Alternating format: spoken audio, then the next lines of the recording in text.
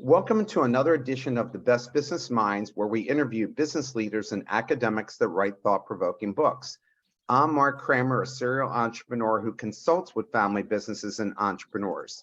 Today, we welcome Don Schmincke, author of High Altitude Leadership. Don, welcome. Thank you. Such a pleasure to have you here. So let's start off by you telling us about your professional background and how you ended up even becoming a speaker. I don't have any professional background. I have to.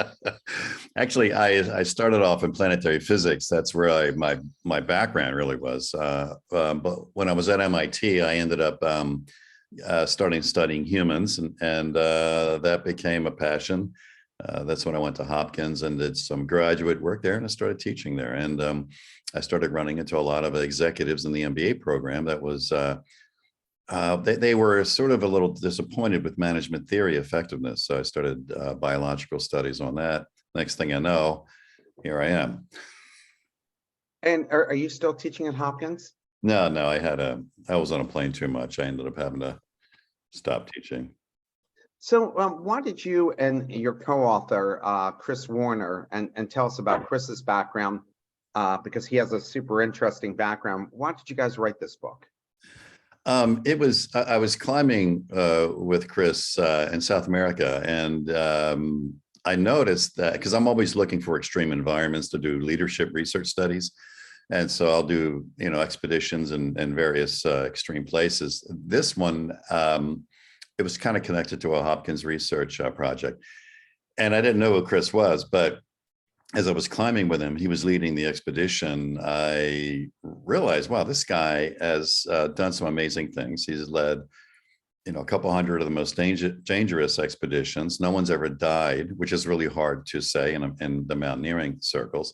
And you probably saw him on CNN whenever there's a mountaineering disaster. He's like the go-to guy. He's really the top rescue climber in the world. And I realized that what a great possibility to study humans in death zones, to see how we biologically react, because that's an indicator of our leadership instincts in a very rare laboratory setting. So I got together with him after the expedition, and he said, yeah, NBC wants to film me on the K2 summit attempt, his third attempt. He had failed twice before. And since that is the death mountain, I thought, wow, this will be a fabulous project. That's how I got hooked up. Yeah, those stories were really interesting in the book, and especially that one Sherpa who was a world famous climber falling himself to his own death, totally unexpected, and people dying in avalanches in a whole variety of different ways. Make me think twice about doing that. Yeah, well, NBC could not find a cameraman. They were all busy. Of course they were. With the death rate, I think I was told it's about a third of the climber. It's 10 times more dangerous than Everest because it's literally a climb. Everest is mostly a hike, but with K2, you're vertically climbing. And so he self-filmed. So when you see the video from NBC, that was him and a couple of Americans on his team. They linked him via satellite. So I think we're the only authors that wrote the book live doing death zone studies. And so how much training did you have to do for that?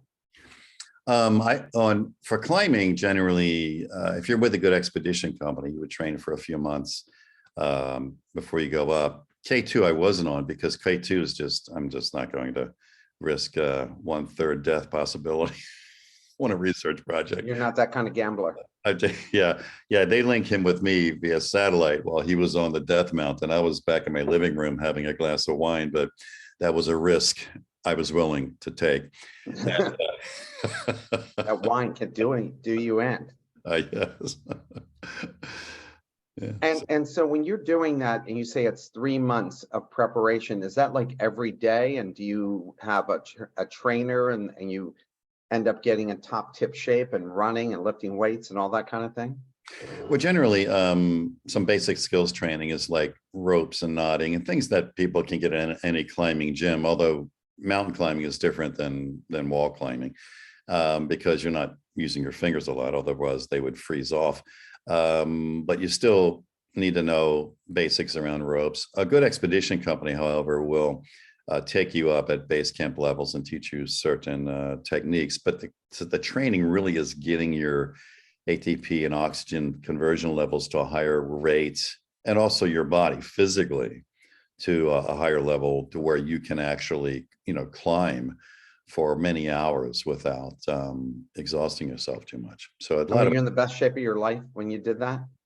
yeah, I think so. I think it certainly pushed me on this climb where I met him was the highest active volcano in the world in Ecuador. It has since blown up, so that the peak I don't think is there anymore. But we were probably one of the last climbers to be on top of this mountain. But it was pretty rigorous. Yeah, I told him, I said, Chris, I think I pushed myself farther than I thought I would push myself on this particular climb. A question from the audience. Is it fair to say that you climb the mountain, in quotations, climb the mountain before you ascend? Oh, yeah, it depends. It depends on the climber. Some people, yeah, it's a visualization. But when you're there in the moment, it can all go to crap. You know what I mean? Because plans change. It could be an avalanche. There could be a crevice opens up. Somebody's getting sick and needs to be unroped from altitude issues. So all kind of things can go wrong, which is a good example, like in my lectures and when I do corporate workshops. It's, adaptation is an essential feature for successful execution of strategy. And mountaineering is one of those great experiences of having to adapt. With so many books on leadership, what was your approach to bringing something new to the discussion? The failure rates of books on leadership. That was the students that were at Hopkins and in the graduate school were complaining, and they actually asked me, could this be primal? And said I'd done a lot of work earlier in biological measurement and things like that at MIT. I thought, well, this could be interesting. So I went to Google Scholar to start looking at what was happening, and there were millions of papers published on management theory failure rates. And when I saw a 70 to 90% failure rate on an industry that's, hundreds of billions of dollars spent, I thought, what's going on? And that really took me into a different area of research. And so that's where it started. And then I was involved with some CEO groups, and they were correlating with this as well. So what was happening is I was able to test some of these concepts and theories, and it just took off. I mean, to date, I probably trained about 30,000 CEOs over the past 25 years or so. And so it's a good laboratory for me to test these ideas. But yeah, I mean, if it was, we publish what, 35,000 books a year on management business stuff. I mean, and if we're we're publishing more than cancer research, but at least we're making progress in cancer research, and we're still looking at lingering management issues that have been around for 1,000 years. So I thought that was a fascinating way to begin this this area of study. And since then, all my speeches and workshops and books have been revolving around that. So as a scientist, I think it's a great area to study. What was biological? What was it that you studied?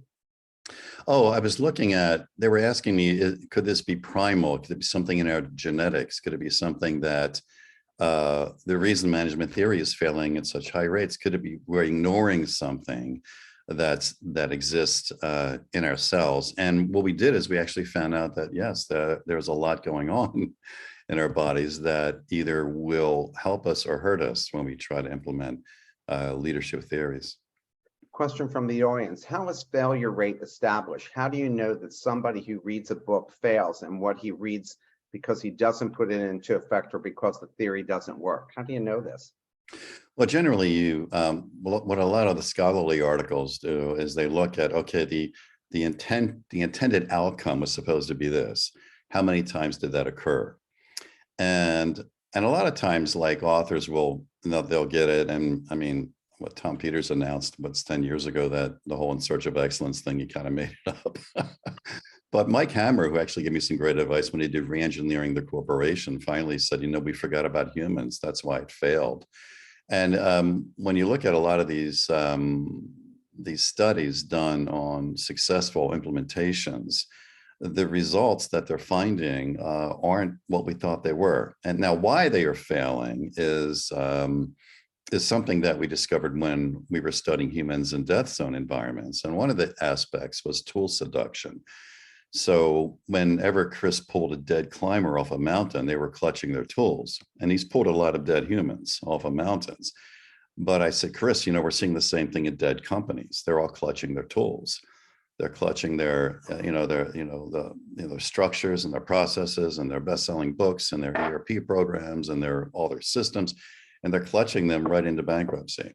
So I think we get seduced by our tools, which later our research showed. In fact, I was just doing a speech tour in Quebec City in Canada, and CEOs love this because they're nodding their heads like, yeah, tool seduction. I said, well, why are we seduced? And we found out that the reason is that I think it's the biological instinct for safety. So humans, as any animal, wants to be safe. And generally, we find safety in getting control. Okay, control the world, control the environment. And the best way to get control is by analyzing the world. And so in the analysis, we can develop tools, and then we think the tools can save us. And then we die clutching onto our tools.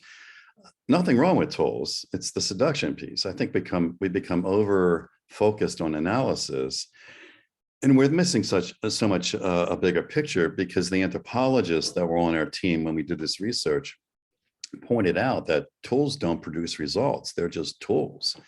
A fool with a tool is still a fool. Yeah, of course. But what drives results is human behavior, human decision. And a lot of times you throw tools at a problem. If it doesn't change human behavior, you've just wasted everything. But then it led us to this very ancient discovery that the only way to change human behavior is by altering human belief. So we began very deep in a study on belief management and how leaders change beliefs of humans. And that explained everything. That explains why the failure rates are so high and how to fix it.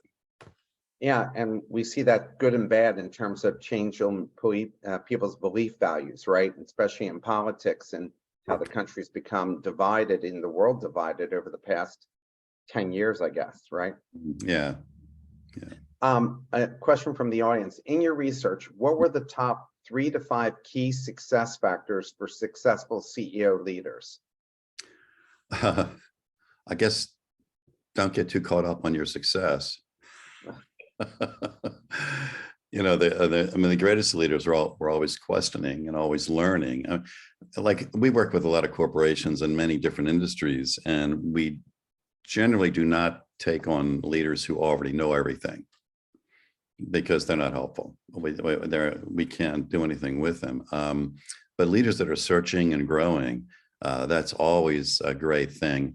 And Mark Levy, who's actually here with me, is my coach, and he helped me pull together a book that I'm going to be releasing that has to do with a lot of looking at how we can lose powerfully. We teach winning, but we don't teach how to lose powerfully. And when you look at all these successful entrepreneurs, these successful leaders, and you pull back the curtain, they are at the end of a series of losses, and it's how they engage those losses that made them powerful. So I think we should be teaching losing more than we are.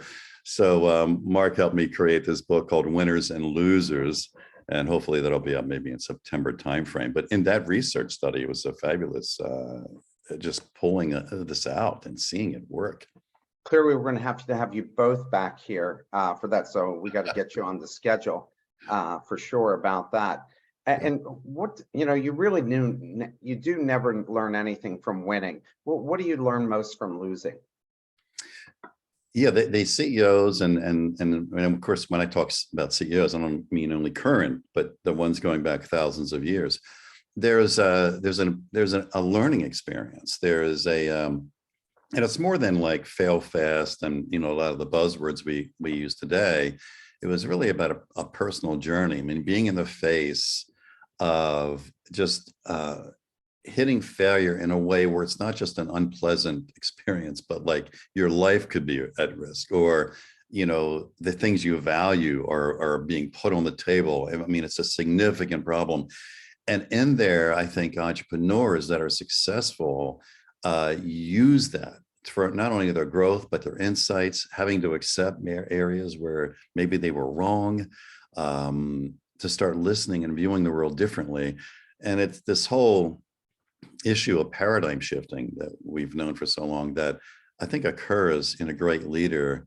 And that is why you have people like, Jobs and, Elon and, Richard Branson, who are at the end of a lot of failures, but they engage it like it's part of the possibility.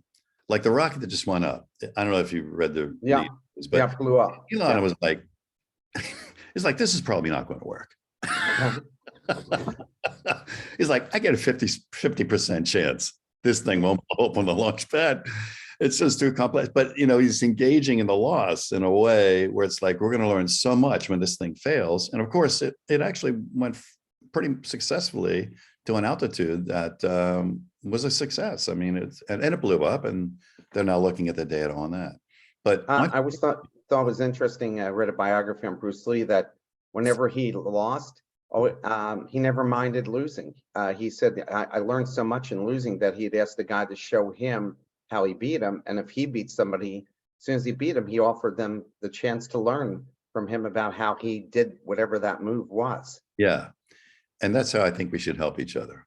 Yeah. And that's what he thought. And he said in the beginning, people were just so shocked that he would offer the guy he beat because no one had ever done that before. People just wanted to keep that to themselves as their own secret sauce. Yes. Question from the audience. Gina Ramadi in Good Power says that comfort and growth are not compatible. Do you agree? Is that not the reverse of your biological primal nature of seeking safety? That's great. Great question. Yeah, one of the dangers that was in the high altitude leadership book when we wrote it was comfort, and how that could be a danger.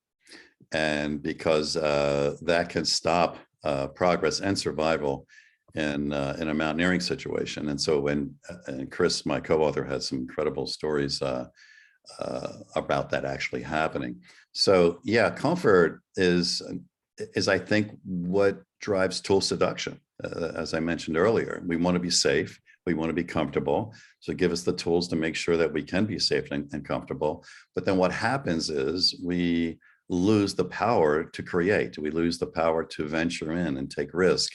Because when I do my workshops with management teams, it's like I have this model, and in the model, we have the tools down here driven by analysis, but up top are the beliefs. And people say, well, why aren't we seduced to beliefs? I says, because it's a suffering area. It's a painful area. It's an area of risk and uncertainty. It's in the domain of art, and art is different than analysis because there's no checklist. There's no books and equations and formulas. I mean, you're out there creating, and so it could be a little scary. But you're going to put people out of Harvard out of business if you keep saying that there's no formulas and all these other things that Harvard and Wharton totally believe in. I know, and some of them are really good clients of mine, and I appreciate a lot of the work and support they've given me over the past. But they generally get it. I mean, George Stalk, who started the lean manufacturing revolution. I just had dinner with him in Miami last week, and he was, and he's been gracious. I've been so privileged to run into these brilliant people and let them want to have spend time with me. And but he wrote a disruption paper recently in Harvard Business Review. But the one before that was on the OODA loop, which was a jet fighter technique that was used to have a high kill ratio with an inferior aircraft.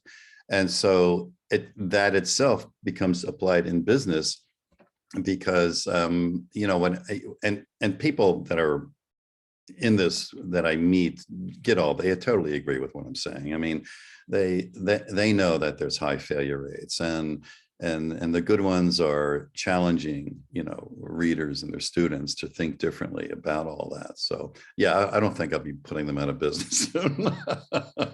Don, how old are you now? I'm 67. Okay, so and your coach Mark Levy is watching you here. And I think most of us wonder, hey, you're already 67. Why do you need a coaching? You're the one coaching all these CEOs. So why do you have a coach, and what's the benefit of you having a coach? Well, as I get older, I realize there's so many more mistakes to make and so little time left. So what I what I try to do is help people move through those mistakes very quickly. And Mark has been fabulous in challenging, my assumptions and my beliefs. And yeah, I think I'm going to keep doing that. I'll probably stop when I'm 105. I think I'm going to retire then, but Maybe. Yeah, you'll get bored. You'll have to go right back at it. Another question from the audience. Considering women make up a very tiny fraction of leaders, very few of CEOs of big businesses and countries are women, would you say that biology is playing into this lack of representation of women, or are there other factors that contribute? Can women be biologically good leaders, and why? wow. How much time do we have? Yeah, a couple hours more. That question opens up fascinating work. I mean, we've done a lot of work in genetics and evolutionary psychology, and there's been some remarkable work. Like, one of the people that I've been really grateful for spending some time with me is Dr. David Buss, who started the evolutionary psychology laboratory. He left Harvard. He's now in Austin, and I had lunch with him. We connect, but when I read his work, it is so politically incorrect, but so scientifically accurate. And this whole thing around the whole male-female energy thing, I think opens up a few questions. Like, I think we should, in fact, I had this book in New York wouldn't publish it. It was too controversial, but the point is, I think we should stop teaching women to be men and stop teaching men to be women. I think we should accept who we are as our biology goes.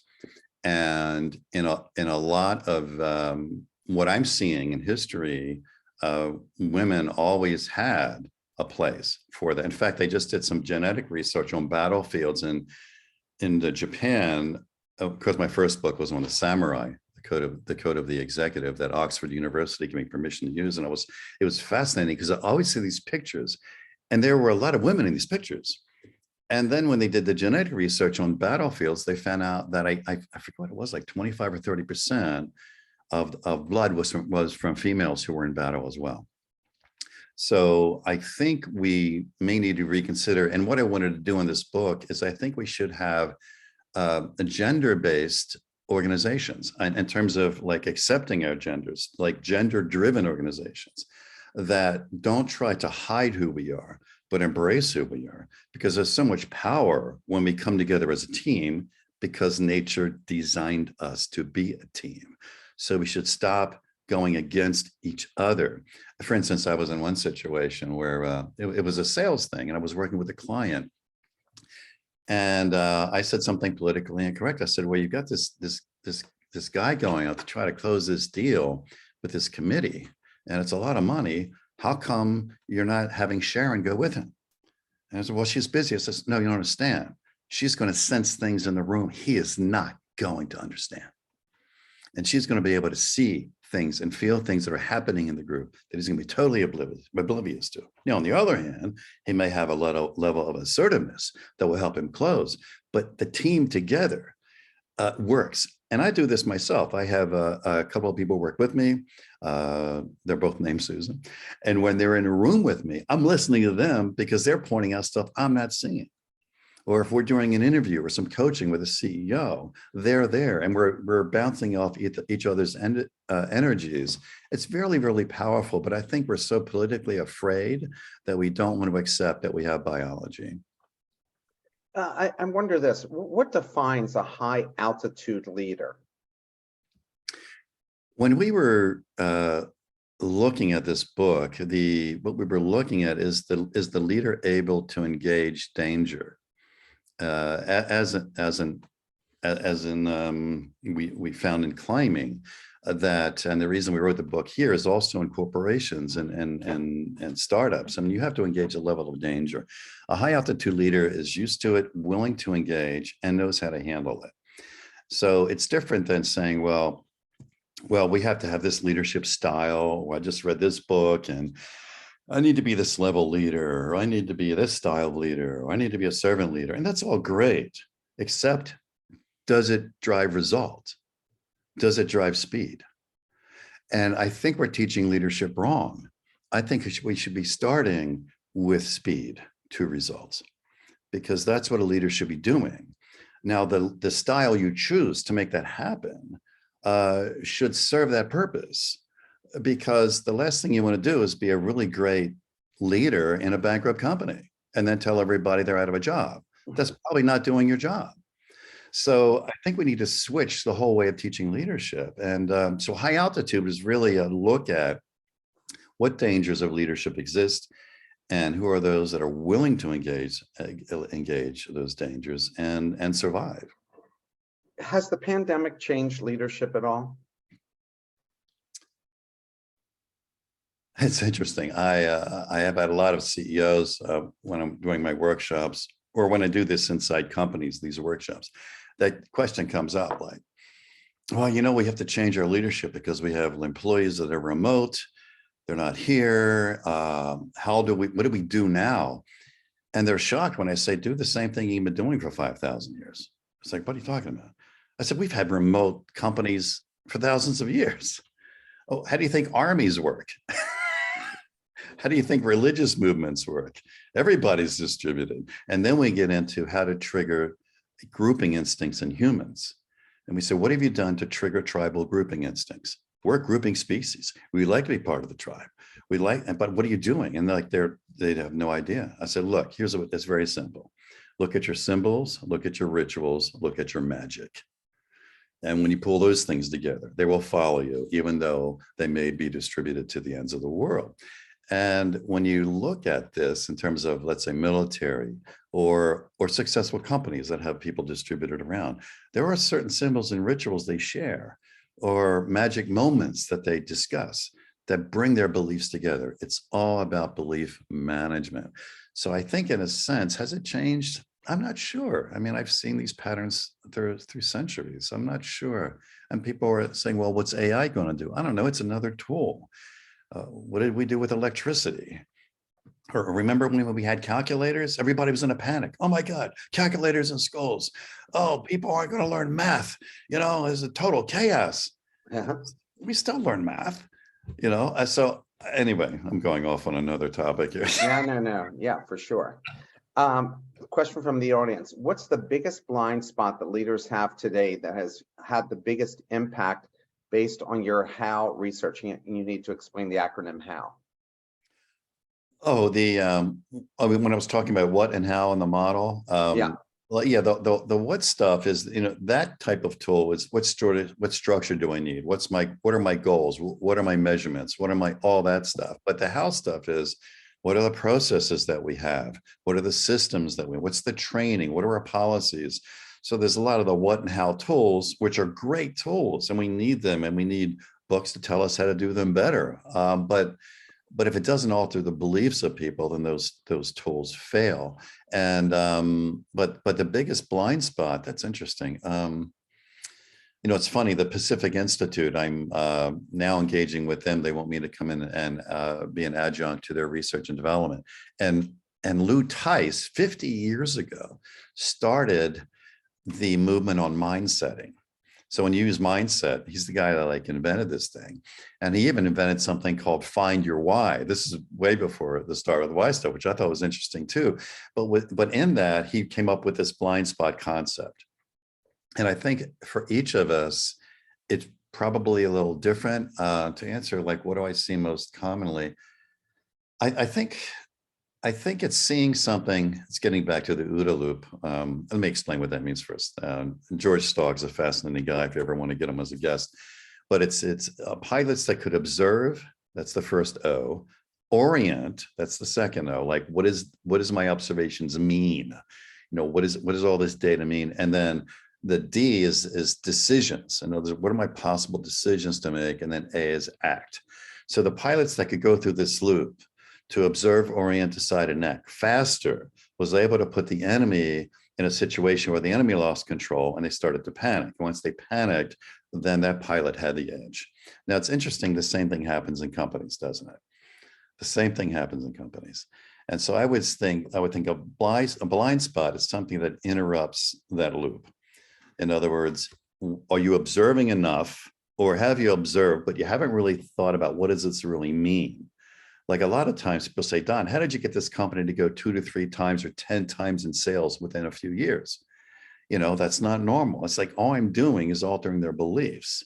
So I can grow companies 2 or 3 or 10 times faster only if I can access that belief pattern and see what things mean. So as an example, we have our market segmentations. Great. Why? Why do you have those segmentations?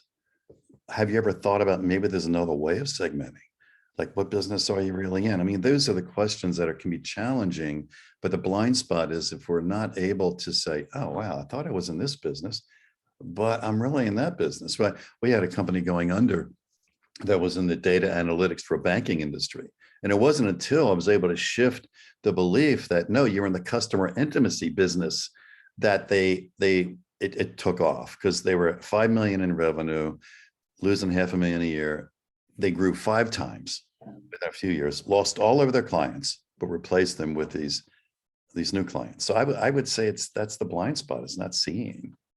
And then that company ended up in the right place where they should be for what their skill set was, right? I mean, that's what you help them do. Another question from the audience. Simon Syntax says that the best example of leadership is parenthood. Would you agree? And if yes, what are your reasons? Oh, that's interesting.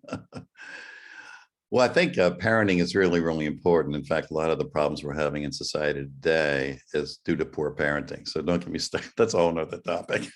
I think if we had better parenting, some of these issues, especially in this country, I mean, I come back into the country and I'm thinking the whole headlines are going to change. Who got shot today? Mm-hmm. We lose more people than we lose in war by our own citizens killing citizens. So I think parenting has a lot to do with it. But in terms of leadership, yeah, I've had people say that, like my dad or my mom said this to me, and actually that has helped me because of the wisdom they bestowed upon us. So I think we have a lot of responsibilities. If you have children, I think your role is a lot bigger for changing the world, and a lot of it has to do with how you're developing the child. So who in the public eye isn't a high altitude leader? Like, who are we watching that you would consider a high altitude leader? Yeah, that's a tough question. I think it comes down to who are we watching, right? and the ones, of course, Elon's in the press a lot now, and that's great. But I think this opens up an interesting question, because a lot of times we think that leaders are the ones that everybody likes. They're charismatic. And I'm like, okay, we're teaching leadership wrong again. I don't think followers follow leaders. Now, I know this is crazy because we teach that followers follow leaders. This came out when Apple was funding the creation research that my Cameron Lugman, my colleague at the Institute, he started working with Apple to understand how the brain works for innovation, because we never had this before. We had creativity exercises and this and that, but he developed an incredible program at Cupertino. And what was happening, though, when I was following this, is Steve Jobs had died, so they needed to figure this out. But when they wrote books about Steve Jobs, they weren't very flattering. I mean, they were like, yeah, he did this wrong. He was an asshole. He pissed people off. And I thought about that. And I thought, wow, how does a guy who's an asshole, violating everything we're teaching in management school, create the most powerful company in the world? And why has no one ever asked that question? But I thought to ask it. And what I found out was that there are a lot of people who are assholes who created great organizations. I think Forbes, did an article on do you have to be a jerk to be a CEO? And I don't think you have to. I mean, when I tell this story in my workshops and my keynotes, I'm like, hey, I'm not telling you to go be an asshole, although I may be a little late for some of you. Because you already are, yeah. But the point is, people aren't following you. They're following the story, what we call the compelling saga. We stole it from the Vikings.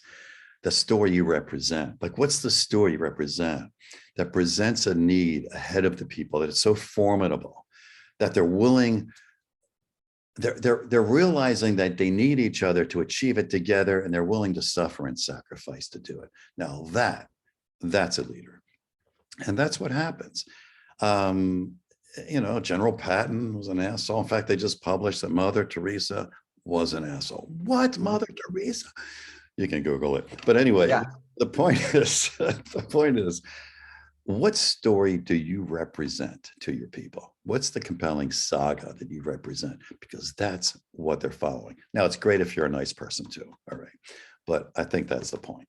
But don't you think like somebody like Steve Jobs or Elon Musk, they're great visionaries, but the people behind them, Steve Wozniak and Tim Cook, are the ones who are actually managing the day-to-day. So they realize that their strengths aren't managing people day-to-day, it's setting the agenda, and people get behind the agenda and they're excited about the agenda. But the people, because if those guys were actually managing people day-to-day, the really smart people would never stay there. They would just leave, because the amount of bullshit they'd have to deal with, that would be too much. The people who can't get a job, they'd stay there, and then he would never accomplish what he accomplished. Do you think there's something to that?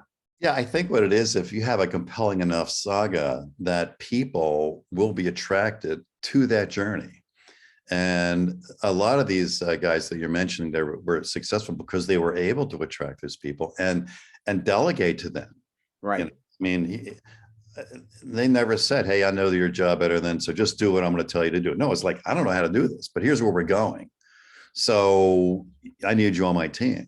And that's what happened. And it's interesting. I was doing a speech at a company, and we're in the middle of the workshop, and the CEO throws his pen on the table and says, that's it. I'm not hiring Sharon now. I said, who's Sharon? I'm looking around the room like, what just happened? Well, she's the best mechanical engineer that I know, and I was going to pay her twice as much money. So I said, well, why don't you do that? Hire her, pay her twice as much. She goes, no, because what you just told me. Says, I don't have a story. And she's currently working at half price for Elon Musk. He says, if I hire her in 6 months, she'll be bored. It'll just be a job. I'll destroy her. So I got to get my act together. And I thought, you know what? That's a great CEO to be able to learn something like that. What do you think about Elon Musk, laying off 80% of the people? He's seen the price of he paid for Twitter cut in half. What's your observations of the way he's leading right now? And where do you think, because I had another guy on my show and said he thought Elon Musk was doing exactly the right thing. He was a planner for the Navy.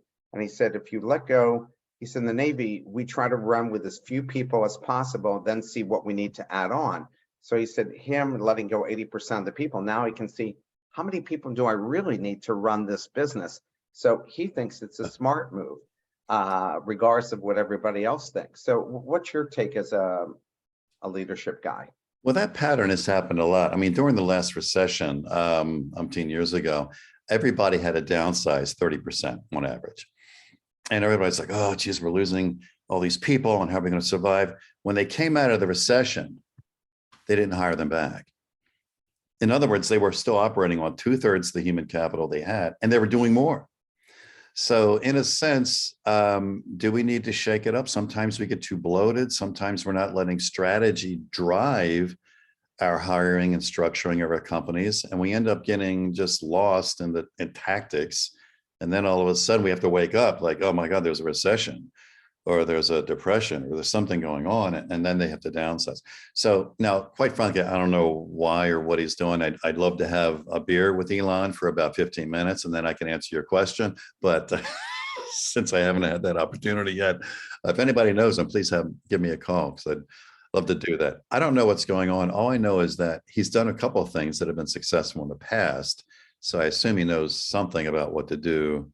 But we'll see. I mean, but yes, I could agree with the Navy guy. There's that, do you have the right people? I remember I was scuba diving and I ran into some Jacques Cousteau. Uh-huh. I was working with Jacques Cousteau's, and I said, how do you guys hire people? I mean, you're going out on the open oceans for like weeks at a time. And they said, well, it's really very easy. We get a new guy on the team, and we set out to the open seas, and then we do our research, and we come back to port. When we leave port, if that guy is on the ship, he's on the team. Otherwise, he stays on the dock and we leave. You write that there are 6 dangers that leaders regularly face: fear, selfishness, arrogance, comfort, lone heroism, and gravity. It sounds like the 6 deadly sins. Why did you pick these 6?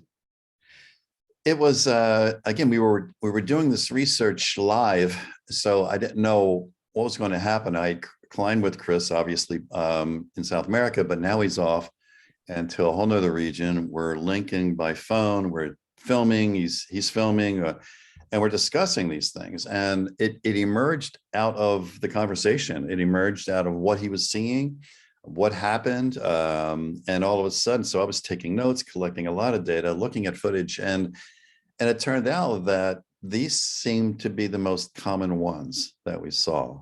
So it really emerged out of that. There was nothing special. It was just seeing what was going on. What of the sections you discussed, the death zone leadership, and you talked about that in the beginning about, from your co-author. Please explain what that is and what we can learn from it. Yeah, the death zone became a concept because of, above 26,000 feet, 8,000 meters or so, that's the area where the body's not going to survive very long because the oxygen is now cut, I think, to it's like 1/3 of what it should be. Too long, you're going to have brain damage and all kind of things. I mean, if you go into a hospital today and they take your oxygen and it's at 1/3 the level, you're being rushed in. You got some problems. But if you're climbing, no, you're doing an aerobic exercise. So it's a special place that you don't want to stay too long. You just want to get out of that zone. You want to finish your summit and get down. But for us, that zone became the place where we could see how humans would react, because in the death zone, you don't care about motivational speakers and best-selling leadership books. You just want to survive. So how do you lead other humans? How do you achieve the result? How do you avoid risk? How do you, all those things come to play. So we use that as sort of the term or the label for a high risk, high urgency environment that leaders will find themselves in. Question from the audience: for people who don't have resources to have coaches with people like yourself to become better leaders, what practical advices do you have to become better leaders and be more able to tell their compelling stories more efficiently? Let me see if I understand the question. I mean, if you can't afford to have a coach or that, what can you do? Yeah. I've found, especially today, it used to be physically limited, but now because of Zoom and social media, it's not.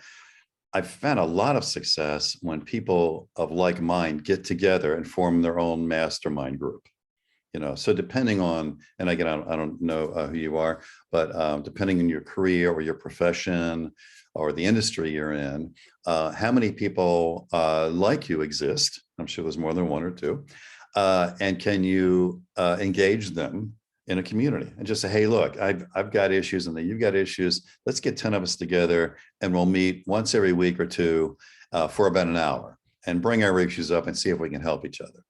And I found that has been fabulous. I mean, there's like I've done 2,000 speeches, and I think maybe half of those or more were to CEOs that did this, that got together in these, and some of these are formal membership organizations.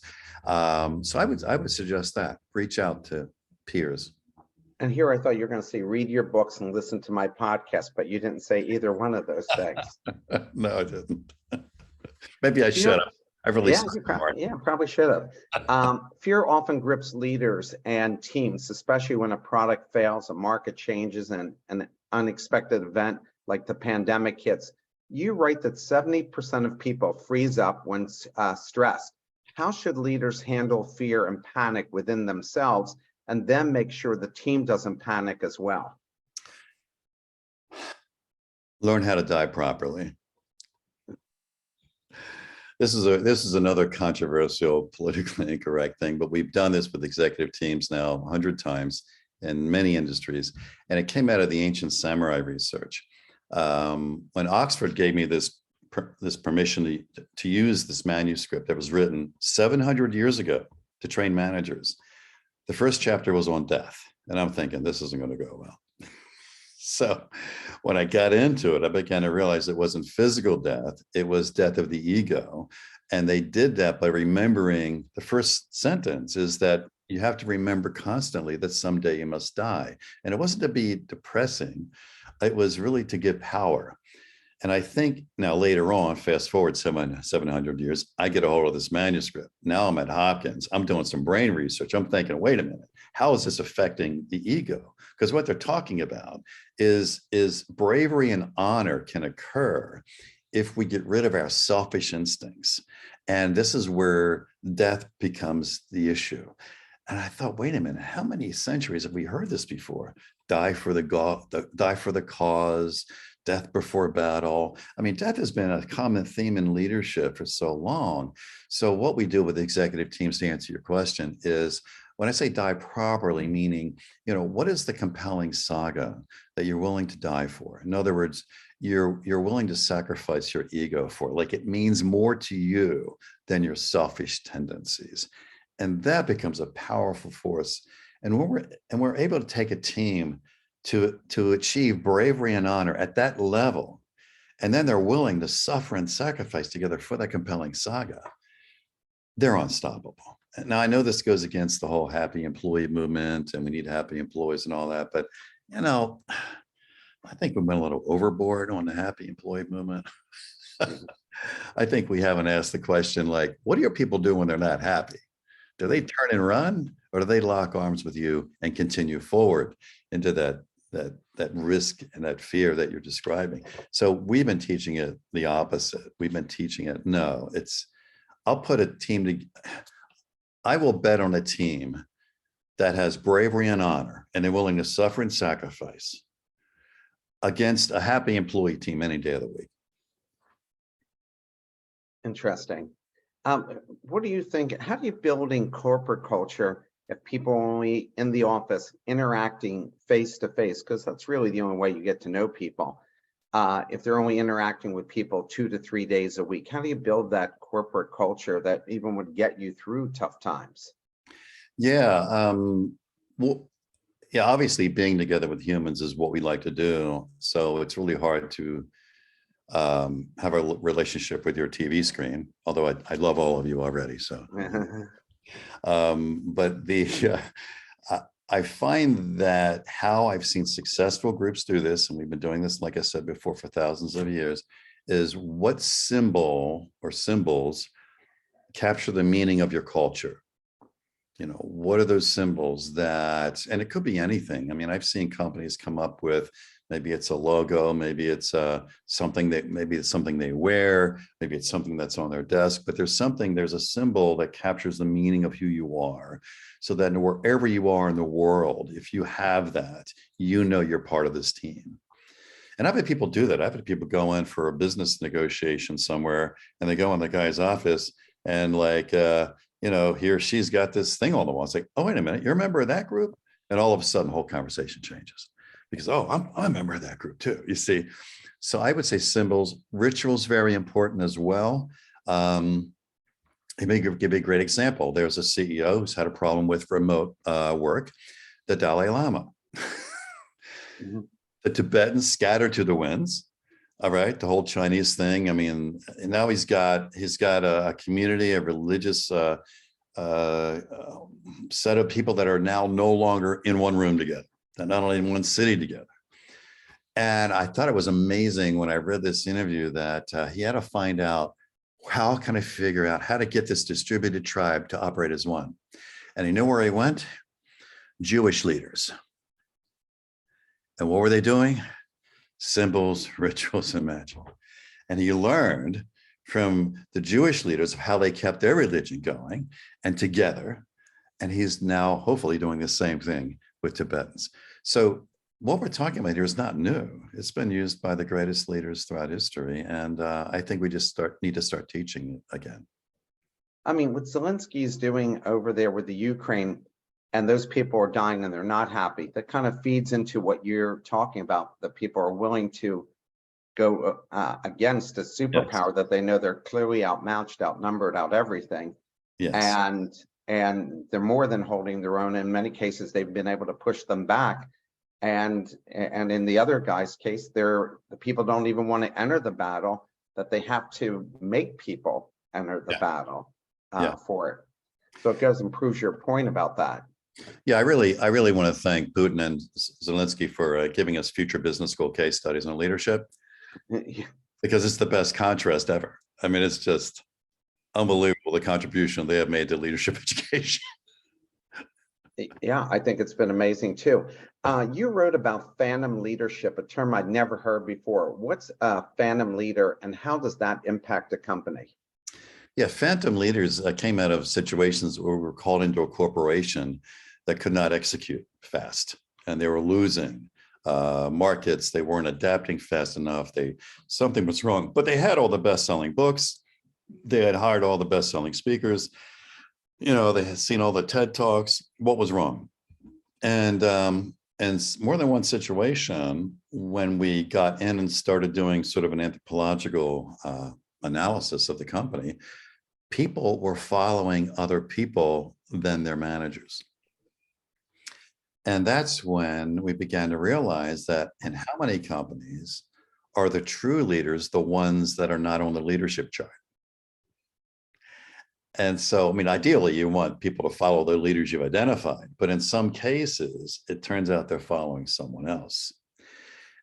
Sometimes it's pretty shocking. I mean, we had one situation where we had a conference and we went through an exercise where we told everybody, okay, put this symbol on the table of the person that you would follow. And they all did it. And it turned out that none of them were managers in the organization. So this was a shock, just an emotional shock. I mean, but now they realized why their programs weren't executing.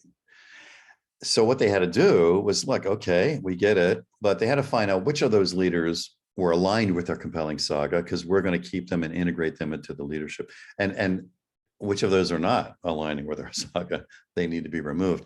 And what happened is that the organization evolved to be very effective and their problems went away. So that's where the phantom leader came into play. So is there somebody there that people are following that's really not identified as part of your management staff? Every company has a poor or non-performing employees, groups, business units, yet some leaders are reluctant to make changes because they've known the people for a long time, or the business was once crucial. How do you get a leader to see for the greater good change is needed? This came up in that ancient samurai text that I put in the book, The Code of the Executive, and it was a chapter there. It was interesting. You want to be friendly with your people, but not too much. In other words, clearly, we should be teaching leadership training this way, that, yeah, you want to be friendly, you want to be liked, etc. However, when friendliness becomes more important than strategic execution, you are no longer leading. And that's a problem, is I think sometimes we have let friendliness, I guess, become the priority over strategic winning. And we had to stop that. If you find that that's the case, you need to reset and realize that strategy is what you're there for, and not to be friendly. If you want friendly, join a country club, make friends. But to be in a business, the last thing you want to do is go bankrupt with a lot of friends. Yeah, because they'll all walk away and glom onto the next one, right? At the end of the day. I see that with some of the family businesses that I work with, that they've become so close to the some employees that they just overlook the poor performance and not thinking about how everybody else is depending on the leader to pick the very best people to put in those positions.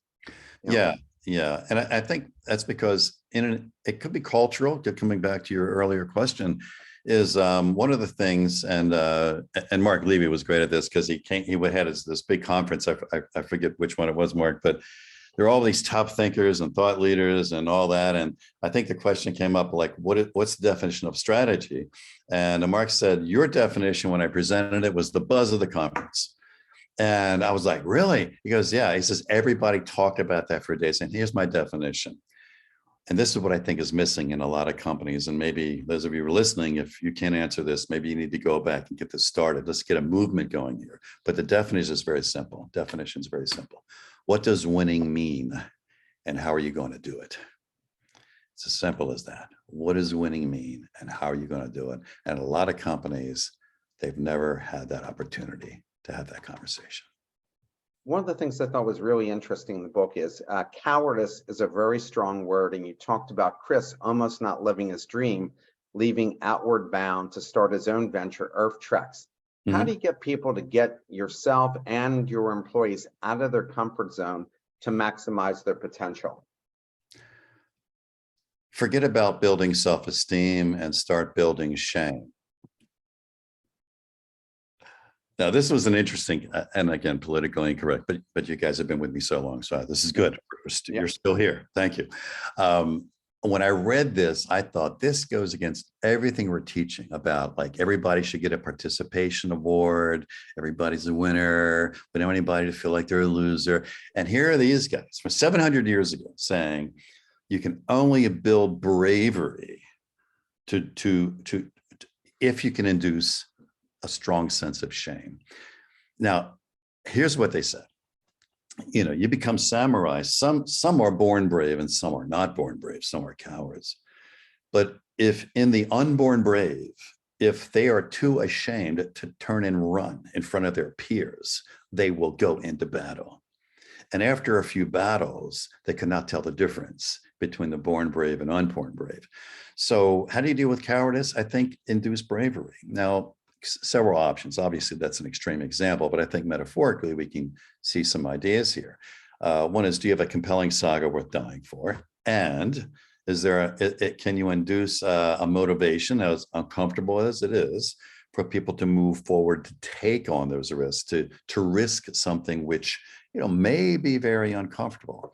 And we've done this when we transformed executive teams. We would set this up in a way where it's like, you need to go here, but are you too weak to get there? And all of a sudden the shame starts increasing. And then once they break and say, yeah, let's bring it up, then that's it. That's all you need. You need to pull that together. But you're not going to do it by building everybody's self-esteem. I mean, geez, I think we need to go back to the old school ways.